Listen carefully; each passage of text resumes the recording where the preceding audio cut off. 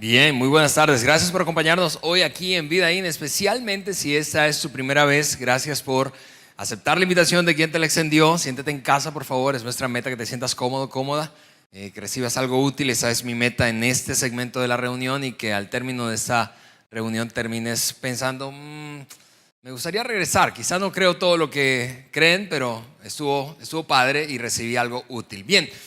Con eso en mente, además de saludar a quienes nos ven a través de nuestra transmisión desde aquí, desde el norte de México, en la ciudad de Saltillo, gracias por acompañarnos y sintonizarnos como cada domingo.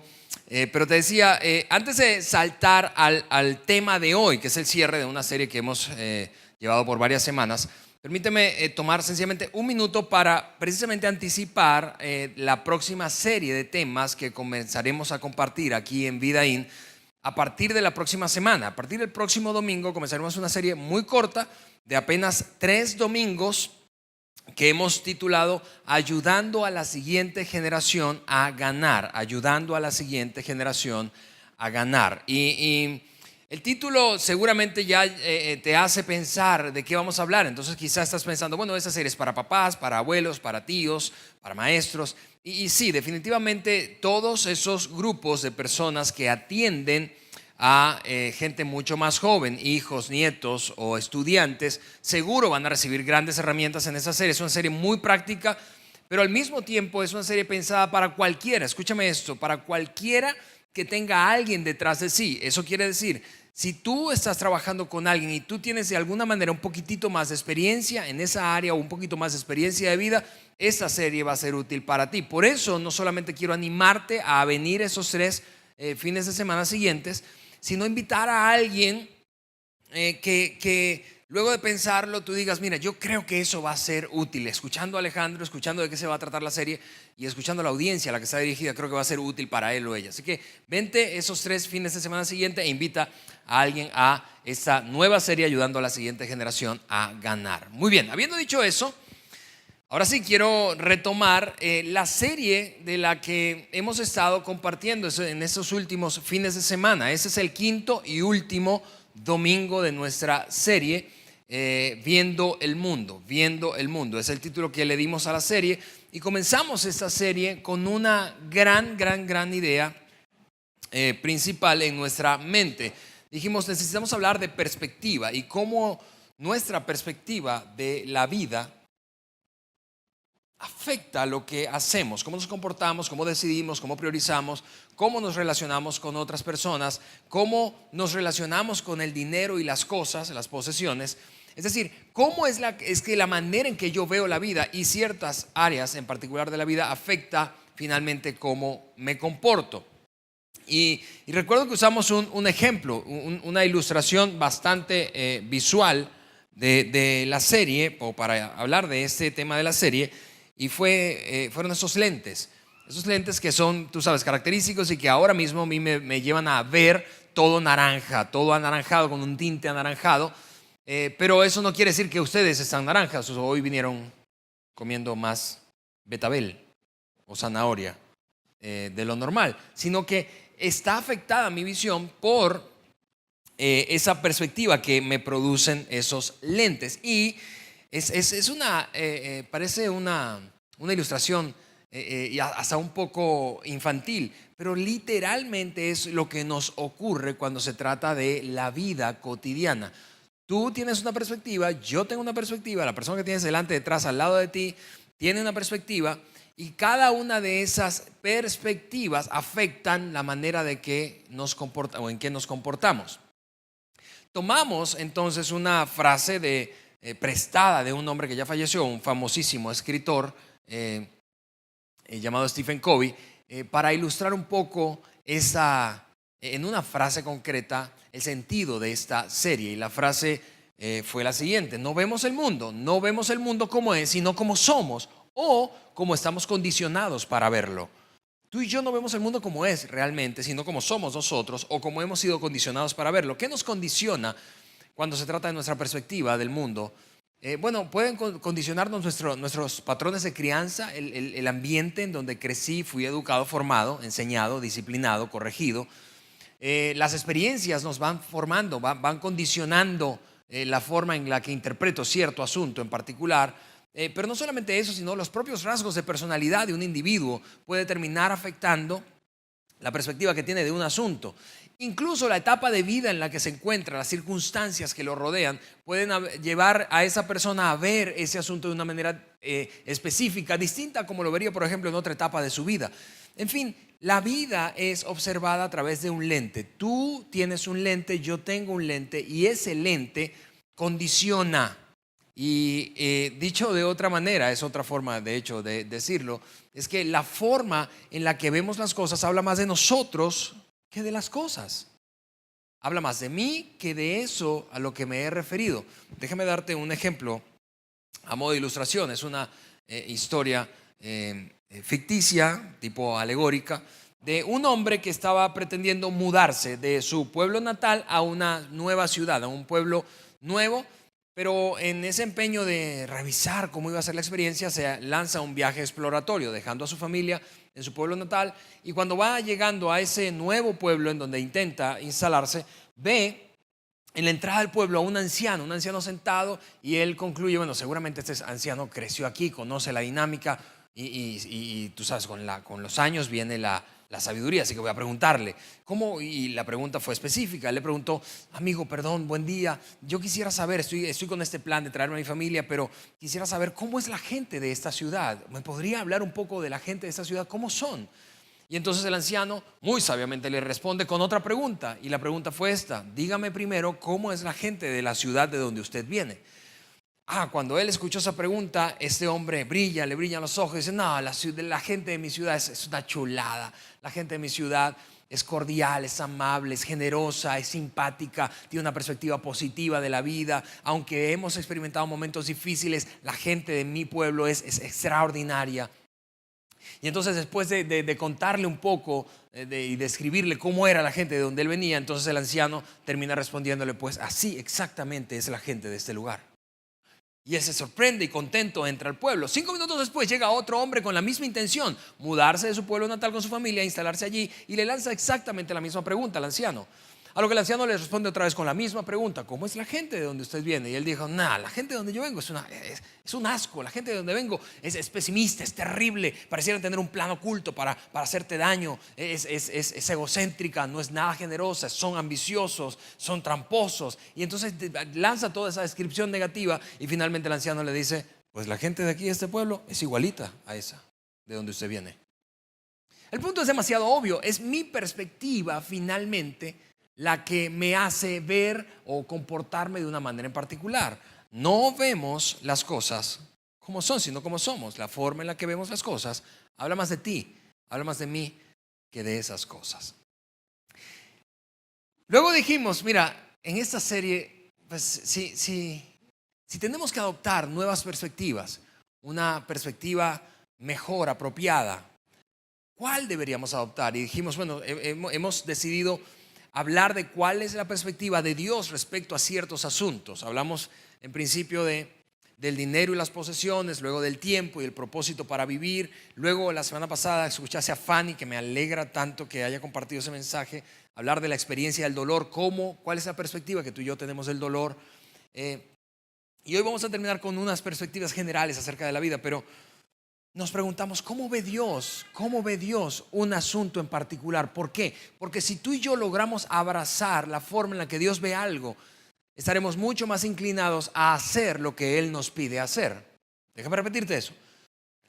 Si yo veo como Dios ve un asunto, estaré más inclinado a hacer lo que Él me pide hacer. Porque eso funciona como con nuestros hijos, quienes somos padres. En ocasiones pensamos: un día lo vas a entender. Cuando tú veas como yo veo ese asunto, a esa relación, ese amigo, esa novia, entonces estarás más dispuesto a hacer lo que te estoy diciendo. Por eso en la tercera semana yo te compartía de una oración que yo he hecho a lo largo de los últimos 20 años de mi vida. Y es básicamente esta: Dios, ayúdame a ver como tú ves. Ayúdame a ver como tú ves. Ayúdame a ver esa circunstancia como tú la ves, a esa persona como tú la ves, a esa persona como tú la ves, a esa persona como tú la ves, porque si no, puedo tener malas actitudes, reaccionar mal, en fin. ayúdame a ver la vida, el mundo como tú lo ves. Y te compartía yo eso con la intención de que lo abrazaras y ser desafiados con esa oración. Ahora, eso puede ser súper obvio para quienes se consideran seguidores de Jesús. ¿Sí? No importa si te consideras un seguidor de Jesús católico, desde el punto de vista católico o protestante. Pero para quienes, ¿por qué? Porque decimos, yo quiero hacer lo que Dios espera, quiere. Pero primero necesitamos ver cómo Dios ve. Ahora, pero ¿qué de los que no son seguidores de Jesús? Y si tú estás aquí y no te consideras un seguidor de Jesús, escúchame, este lugar está pensado para ti. Estamos súper contentos de que estés con nosotros. Y esto es lo que quiero comentarte. Si tú no eres un seguidor de Jesús y me escuchas hablar de perspectivas y la perspectiva de Dios, ok, haz a un lado por un momento lo religioso y seguramente coincidirás conmigo en lo siguiente. Todos nosotros, independientemente de nuestro trasfondo religioso, de nuestro sistema de valores y creencias, todos necesitamos de tiempo en tiempo ser desafiados respecto a las perspectivas que tenemos de un asunto en la vida. Todos nosotros necesitamos ser desafiados respecto a la perspectiva que tenemos de algo. ¿Por qué? Porque cuando no somos desafiados, entonces nos perdemos de ver la perspectiva de otros. Quizá nos está obstaculizando la manera en que vemos un asunto. Estamos atorados y no crecemos. Y nuestra perspectiva necesita ser desafiada. Esa serie tiene esa intención, brindarte la oportunidad de cuestionar algunas perspectivas que tienes acerca de la vida y ciertos asuntos puntuales y ver una nueva perspectiva. Bien, hablando de ese tema, para cerrar esta serie de perspectivas de vida, ¿cómo veo la vida en general? Hay un escritor del Nuevo Testamento conocido con el nombre de Juan. Juan, quien fue esa persona la más cercana a Jesucristo en términos de ese círculo íntimo que él llegó a tener. Juan, el que es dibujado en la famosa pintura de la Santa Cena o la Última Cena, ahí recostándose del pecho de Jesús. Juan al mismo tiempo fue el último discípulo conocido que murió, de los 12 iniciales. De los 11. El primero fue, no lo contemos, ¿verdad? Judas. Pero de esos discípulos, el último en morir fue Juan. Juan fue al destierro en una isla griega y ya en su vejez Juan se propuso escribir algunas cartas. Escribió 3 particularmente. Y hoy quiero resaltar un fragmento de una de sus cartas, de la primera carta, en donde habla precisamente de la perspectiva que hay alrededor de nosotros respecto a cómo vivir y el contraste de la perspectiva divina de ese mismo asunto. Ahora, antes de leer ese fragmento juntos, yo quiero decirte que cuando tú escuchas que un hombre de 80, en sus 80s, ya con más de 80 años, se dispone a compartir algo que ha enseñado, o ha aprendido, a compartir contigo, con un grupo, algo que es digno de escuchar, la experiencia de vida es sumamente amplia y por lo tanto seguramente tendrá algo que será útil para ti y para mí. Ese fue Juan, pero no solamente es que sencillamente vivió más de 80 años, sino que atravesó experiencias muy, muy, muy dramáticas. Voy a mencionarte algunas de ellas solamente. Por ejemplo, la traición y la muerte de su líder. Él experimentó cómo fue traicionado Jesús y cómo fue asesinado. Y luego entonces la dispersión del movimiento que se había conformado y aglutinado alrededor de ese líder extraordinario. Y eso le dio perspectiva, cómo respondieron unos, cómo respondieron otros. Él pudo experimentar en carne propia, no porque lo leyó en un libro, no porque nadie se lo contó, en carne propia, qué ocurre cuando el líder es atacado y eventualmente la gente entonces que lo sigue termina siendo afectada.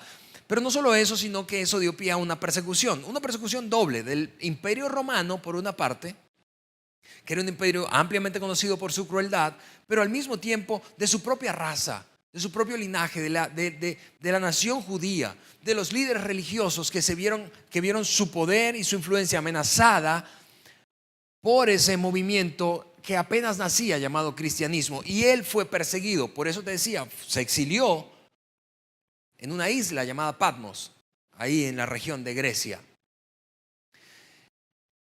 Pero todo eso le hizo presenciar un montón de asesinatos, un montón de torturas y finalmente un evento extraordinariamente relevante para la fe cristiana, y es algo que ocurrió en el año 70 después de Jesucristo, y me refiero a la destrucción del templo de Jerusalén. Y mira por qué eso fue demasiado importante, porque se destruyó el ícono, el centro de adoración de todo el país. Imagina conmigo no importa si no es religioso, pero un monumento histórico extraordinariamente significativo para nuestro país.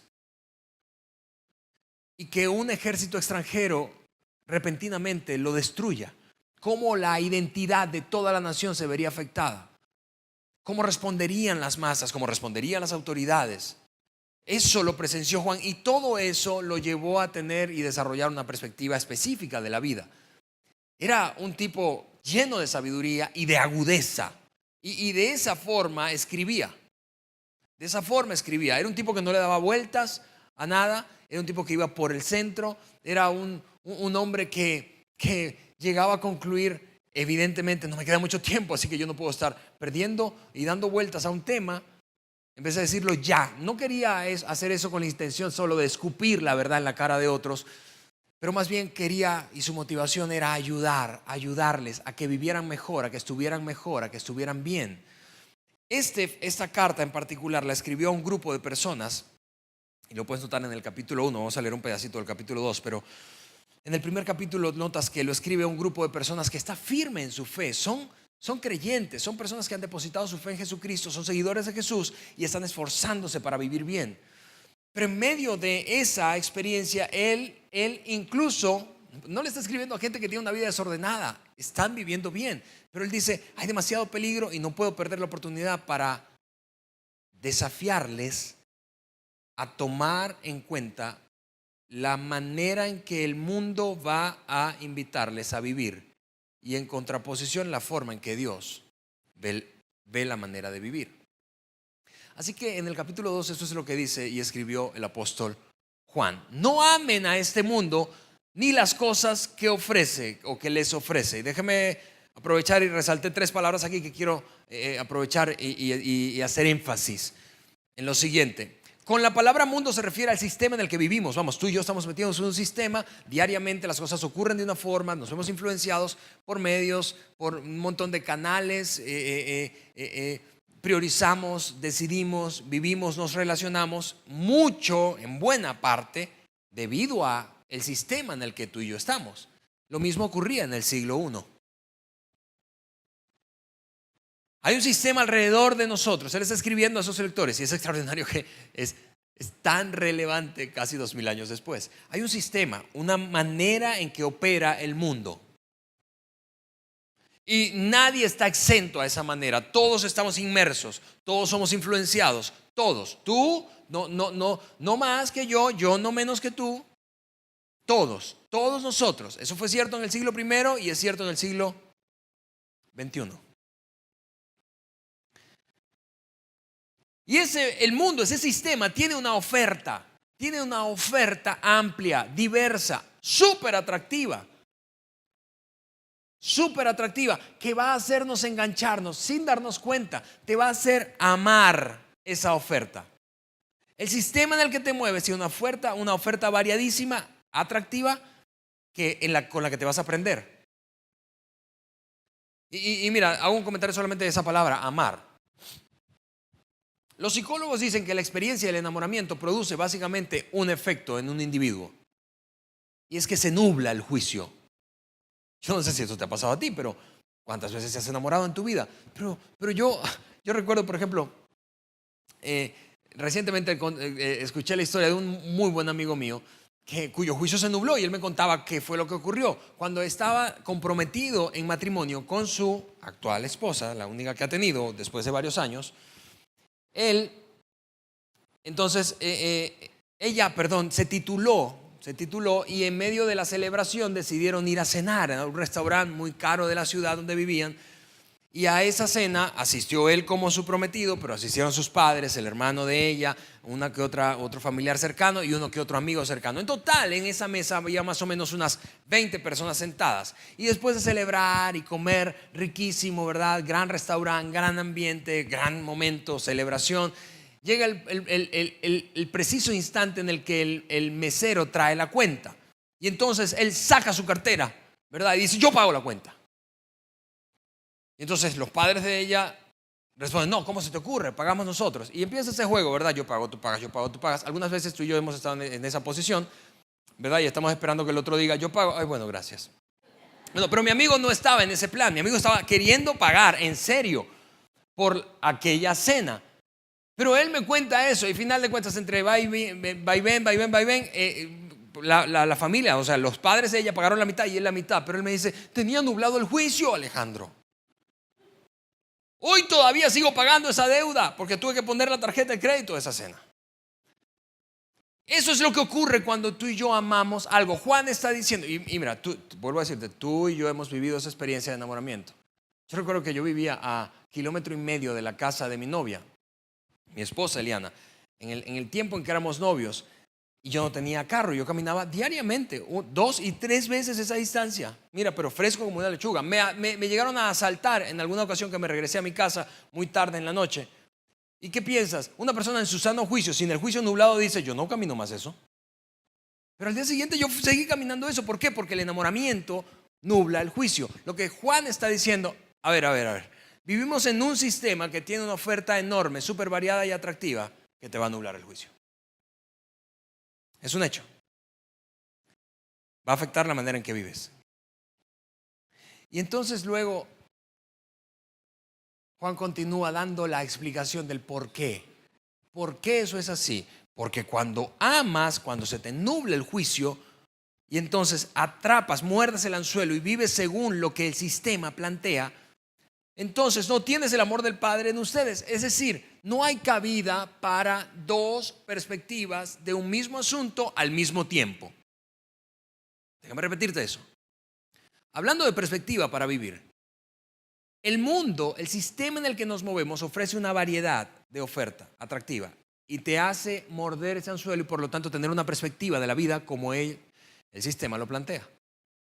No es posible, está diciendo Juan, tener esa perspectiva de un asunto en particular y al mismo tiempo tener la perspectiva de Dios de ese mismo asunto en particular. No es posible. Puedes tener una perspectiva en un momento y otra perspectiva en otro momento, pero no puedes tener 2 perspectivas diferentes de un mismo asunto en un mismo momento. Dicho de otra manera, Juan está diciendo, amigos, cuando hacemos eso, dejamos sin lugar a Dios. Porque cuando se te nubla el juicio, cuando te vives la experiencia del enamoramiento, no hay nada que venga a robarle eso que ocupa la supremacía en tu vida. Dicho de otra manera, lo que Juan está diciendo es esto: ver al mundo como el mundo te invita a verlo, jamás te permitirá verlo como Dios lo ve. Ver al mundo como el mundo te invita a verlo, ver las relaciones como el mundo te invita a verlo, ver el placer como el mundo te invita a verlo, ver las posesiones como el mundo te invita a verlo. Jamás te permite ver al mundo como Dios lo ve, porque no se pueden tener 2 perspectivas de un mismo asunto al mismo tiempo. Y luego Juan hace algo magistral, honestamente es un resumen magistral y atrevido. Él dice, la perspectiva que el mundo tiene acerca de la vida, tú puedes encontrar un montón de oferta que el mundo hace, pero la oferta se reduce a estas 3 grandes categorías. Y entonces lanza las categorías, léelo conmigo. Pues el mundo solo ofrece, número 1, un intenso deseo por el placer físico. Número 2, un deseo insaciable por todo lo que vemos. Y número 3, el orgullo de nuestros logros y posesiones. Te lo voy a poner en una lista para que lo veas con más claridad. Es increíble. Y para los curiosos intelectuales, quizá vas a salir de aquí pensando, ok, debe haber más que ofrezca el mundo. Algo que caiga en otra categoría diferente. Bueno, te lo dejo de tarea. Juan dice, todo lo que tú pienses que este sistema ofrece cae en una de estas 3 categorías. El intenso deseo por el placer físico, el deseo insaciable por todo lo que vemos o el orgullo por nuestros logros y posesiones. Y la cosa es que cuando mordemos ese anzuelo no lo hacemos conscientemente, es decir, no es que un día tú te levantas, te despiertas en la mañana, te levantas y dices, ok, yo hoy voy a perseguir todo el placer físico sin límites que pueda y voy a vivir con orgullo. Cuando me encuentre a alguien, voy a hablarle de mis logros, de mis posesiones y se lo voy a restregar en la cara. No hacemos eso de manera consciente. Lo que ocurre más bien es un proceso sutil, progresivo, en el que mordemos, vuelvo a decirte, algunas de estas tres invitaciones, o las de entre todas que caen en esas tres categorías, y lo hacemos sutilmente, sin darnos cuenta. Muchos de nosotros hemos terminado viviendo básicamente impulsados por estas tres cosas. Ahora, quiero repasar cada una y poner énfasis en una palabra en cada una de esas tres ofertas que el sistema en el que tú y yo vivimos nos hace para vivir viendo así. La primera es intenso deseo por el placer físico. El énfasis está en la palabra intenso. ¿Por qué? Porque todos nosotros fuimos diseñados, configurados para experimentar y buscar en cierta medida placer físico. No hay nada de malo en ello. No hay nada de malo en que tú cada día te levantes en la mañana, te pongas frente al espejo y quieras ver el reflejo de algo que te agrade en el espejo. Es decir, quien en su sano juicio se levanta y dice: quiero que se me terminen de caer los 3 pelos que tengo para que me vea peor. Quiero enfermarme. Porque el placer físico tiene que ver con todos esos ejemplos que voy a mencionarte. Quiero enfermarme. Quiero vivir una vida, tú sabes, con achaques. Yo quiero verme flácido. Quiero estar obeso. Quiero padecer de diabetes. Es decir, nadie hace eso. Todos queremos experimentar placer físico, placer sexual. Fuimos diseñados para eso. El asunto mencionado, el gran asunto mencionado por Juan, el meollo se encuentra en esta palabra, intenso. Eso es la búsqueda del placer físico sin límites. Dicho de otra manera, sin límites. ¿Cuándo nos metemos en broncas? Cuando buscamos placer físico sin límites. El énfasis en la segunda declaración es deseo insaciable por todo lo que vemos. Y eso básicamente está hablando de ambición. La ambición, ¿sabías que es un apetito? Y los apetitos no se sacian. Tus apetitos no se sacian, los míos no se sacian. Hoy desayunaste o almorzaste en la mañana, pero eso no va a llevarte a dejar de comer por el resto del mes, ¿no es cierto? Pero lo mismo pasa con cada apetito, y cuando hablo de apetitos hablo de esto que está delante de nuestros ojos, la codicia de aquello que no tenemos y no hemos alcanzado. Déjame darte unos ejemplos. La insaciabilidad de la que habla Juan es esa que tú sientes cuando vas, suponte, a una tienda y vas por descuido a un mall de la ciudad. Y hace 5 días, una semana, te compraste unos zapatos. Mujeres que están aquí. Y pasaste y viste otros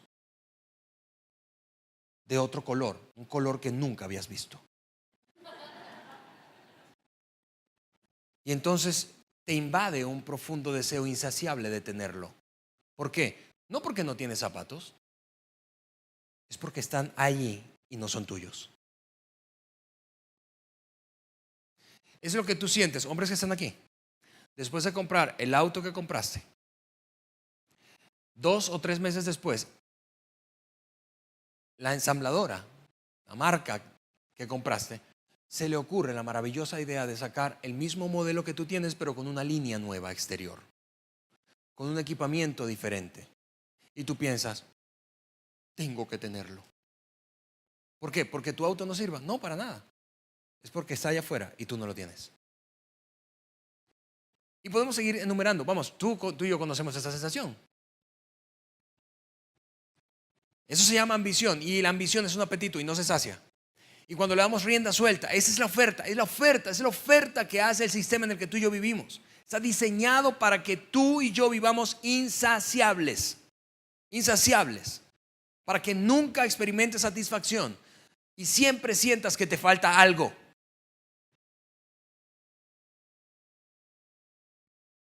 Estás feliz con la casa que compraste, te tomó años de ahorro, de esfuerzo, de compromiso y disciplina. La compras y experimentas gran satisfacción hasta que visitas la de tu compadre y el desgraciado tiene una mejor que la tuya. ¿Sí o no? El mundo está diseñado para que vivas, vuelvo a decirte, insaciablemente buscando lo que está por delante o delante de tus ojos y delante de los míos. La palabra clave, vuelvo a decirte, es insaciable. Porque todos queremos prosperar, todos, y es parte de nuestra configuración natural. Pero la insaciabilidad es el gran asunto del que habla Juan. Finalmente dice orgullo, y el énfasis está en esa palabra, orgullo en cualquiera de sus formas. Orgullo, ¿sabes qué es orgullo? El orgullo nace cuando empieza ese juego macabro de la comparación. Miras a un lado y ves a alguien que tiene menos que tú y dice, secretamente. Miras al otro lado y ves que a alguien le fue mal, secretamente. Orgullo. Y mira, me encanta lo que dice C.S. Lewis. Es increíble lo que escribió C.S. Lewis respecto al orgullo. Recientemente lo leía. Y él dice, ¿sabes cuál es una señal de que vivimos con posturas orgullosas? La negación. El hecho de que, si tú te pareces un poco a mí, tú lees eso que escribió Juan y tú dices, bueno, yo no soy orgulloso. C.S. Lewis dice esto, si estás negando, probablemente estás viviendo con orgullo. Porque todos en mayor medida tenemos un nivel de orgullo. No está nada de malo celebrar las cosas que tienes y has logrado. Pero de lo que habla Juan es esa postura de restregarle, en sentido figurado, a los demás lo que tú eres, has alcanzado o tienes. O de celebrar lo que otro no ha alcanzado, no tiene. El gran asunto en el fondo de esto es increíble. Lo que hizo Juan fue magistral. En estas tres grandes categorías en las que Juan se atreve a resumir toda la oferta del sistema en el que tú y yo vivimos 2000 años después casi. Creo que sigue aplicándose.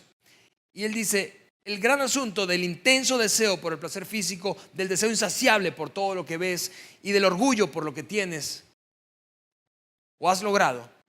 El gran asunto, en el fondo, la raíz que está detrás de todo esto es esto. Es una palabra y es un pronombre personal en primera persona y es yo.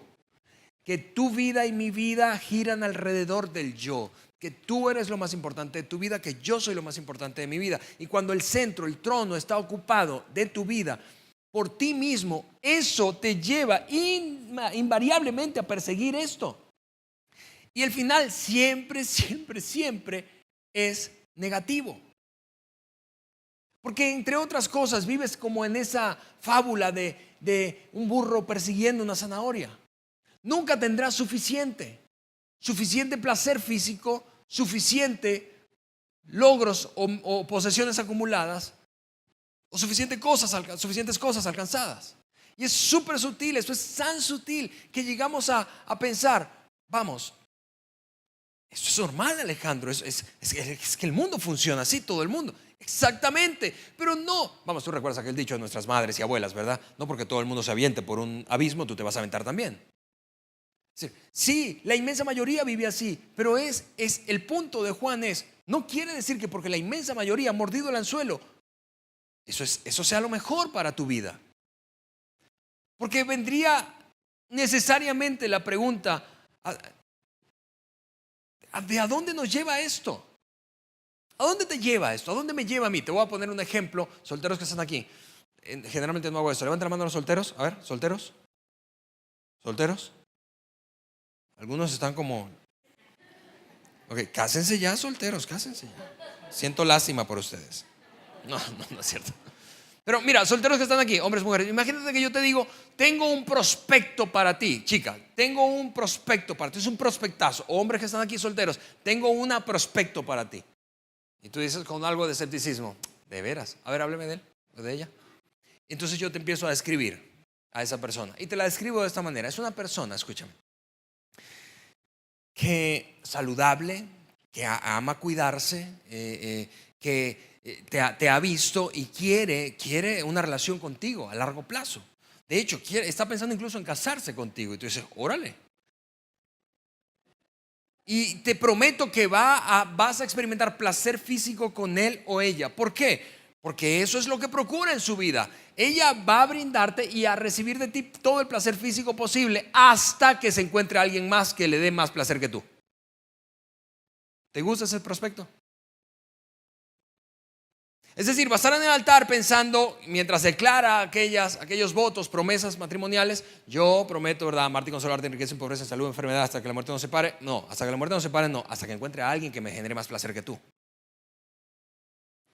Por otra parte, la otra característica que tiene esa persona es, chicos que están aquí, imagina que yo te digo, es una mujer que es ambiciosa, quiere lograr, y eso está bien, quiere lograr grandes cosas, crecer, progresar, ¿verdad?, prosperar. Pero a costa de lo que sea, se va a endeudar y te va a endeudar a ti. Va a perjudicar a otros con tal de alcanzar lo que está queriendo alcanzar.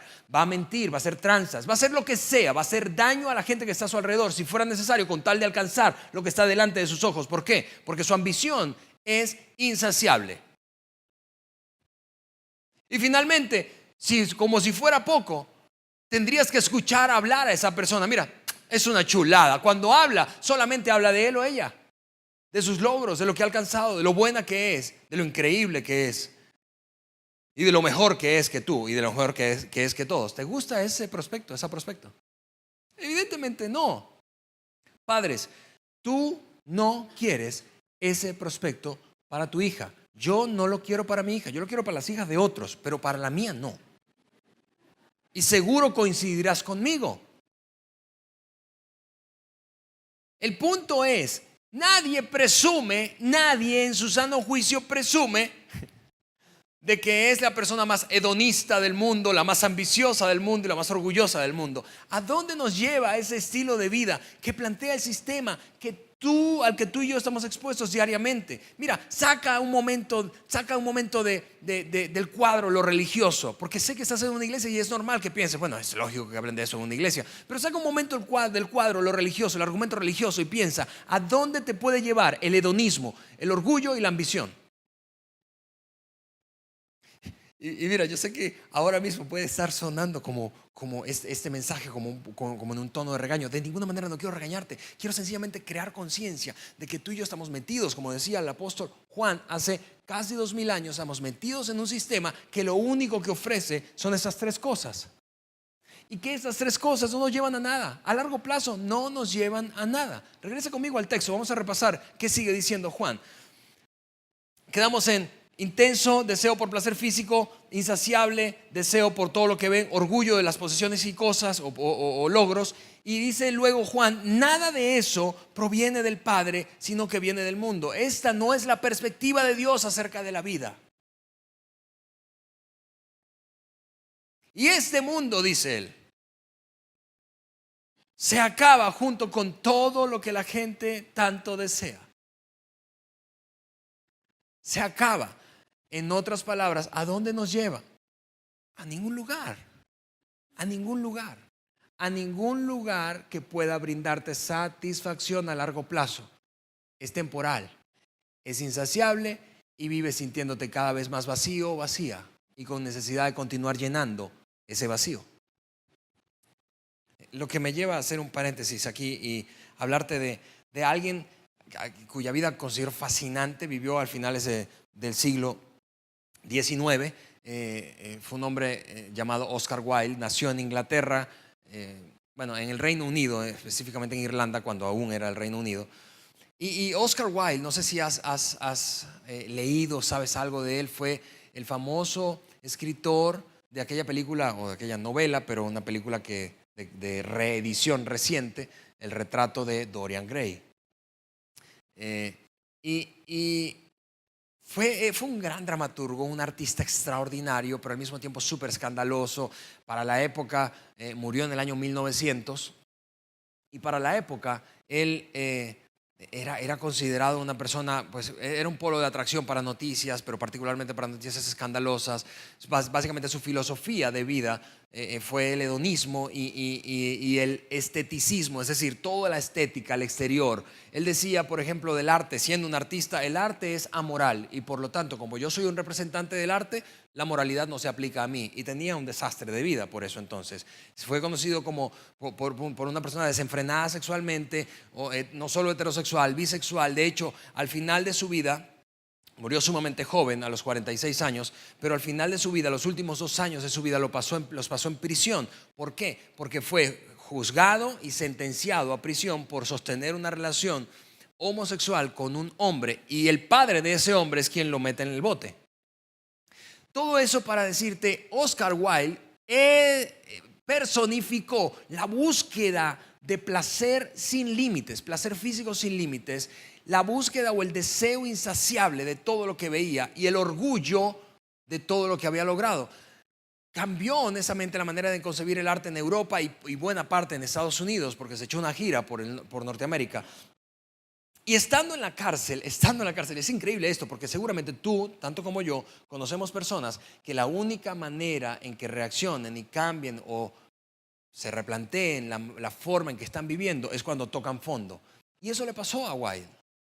Cuando estuvo en la cárcel, narra él en un famosísimo poema suyo que se llama Balada en la cárcel de Reading, porque esa era la cárcel, así era el nombre de la cárcel.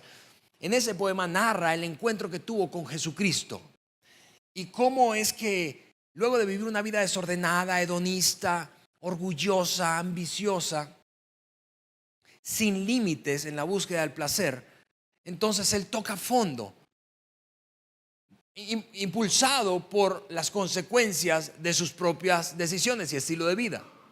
Y estando allí, vuelvo a decirte, escribe este poema y luego un hombre que fue uno de sus biógrafos escribe una conversación que sostuvo con Oscar Wilde mientras estaba en la cárcel. Léela conmigo, creo que encaja como anillo al dedo en esta conversación.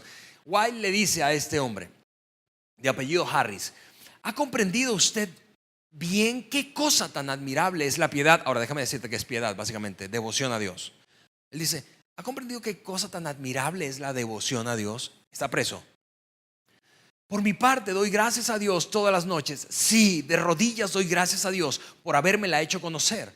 Yo entré a la prisión con un corazón de piedra, lleno de orgullo, de altivez, y pensando tan solo en mi placer, búsqueda insaciable. Pero ahora mi corazón se ha roto. Es lo que te decía. Tú y yo conocemos gente cuyos corazones necesariamente se tienen que romper antes de reaccionar a abrirlo y abrir los ojos a una perspectiva diferente respecto a la manera en que están viviendo. Pero ahora mi corazón se ha roto, dice él, y la piedad finalmente ha entrado en él. Ya sé que la cosa más grande y más hermosa del mundo es la piedad, la devoción a Dios. Y he aquí por qué no puedo guardar rencor a quienes me condenaron, ni a nadie, pues sin ellos no habría conocido todo esto. Lo que Wilde está honestamente confirmando es lo que escribió Juan 1900 años antes de que Wilde viviera. Este mundo ofrece estas tres maneras de vivir y todo cae en esas tres categorías: intenso deseo por el placer físico, deseo insaciable de lo que está delante de nuestros ojos, y orgullo por lo que tenemos y hemos logrado. Pero Juan dice: amigos, este mundo se acaba, es temporal, junto con todo lo que la gente tanto desea. En cambio, el que hace lo que a Dios le agrada vivirá para siempre. Lo que Juan finalmente plantea en este fragmento de su carta es, yo no sé qué tan familiarizado estás con ese término, pero es una dicotomía. Si vas para allá, vas a terminar y terminar mal. Si vas para acá, vas a permanecer y permanecer bien. Este mundo se acaba, pero el que hace la voluntad de Dios permanece para siempre. Y lo que me lleva a que repasemos para terminar, ¿cuál es el planteamiento divino? ¿Cómo deberíamos vivir entonces para no morder esos tres anzuelos que diariamente, con los que diariamente somos bombardeados? Intenso deseo por placer físico, deseo insaciable de lo que nuestros ojos ven, eso es codicia, y orgullo por lo que tenemos y hemos logrado. ¿Cuál es la receta, la perspectiva? Si esta es la perspectiva del mundo, ¿cuál es la perspectiva de Dios para tener una vida que permanezca? Aquí está, voy a planteártelo a modo de gráfica y resumen. Ante el intenso deseo por el placer físico, Dominio propio es la perspectiva divina. Y déjame aterrizar eso con una pregunta muy práctica para hacernos. ¿Desde cuándo, qué es dominio propio? ¿Desde cuándo tú y yo no decimos no, aunque queremos decir sí? Eso es dominio propio. En el dominio propio está implícita la autodisciplina. ¿Desde cuándo? ¿Desde hace una semana? ¿Desde hace un mes? ¿Desde hace un año? ¿Desde hace 5? No recuerdo desde cuándo o cuándo fue la última vez que dije no, aunque quería decir sí. ¿Por qué? Porque le he dado rienda suelta a mi deseo por placer. ¿Desde cuándo no digo no, aunque quiero decir sí?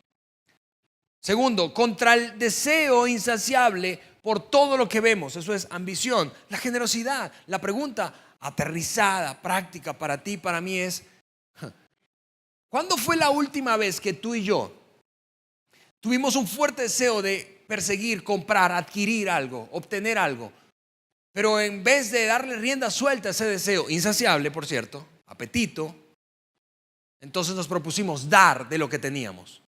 En vez de terminar con la sensación de lo quiero, doy algo que tengo.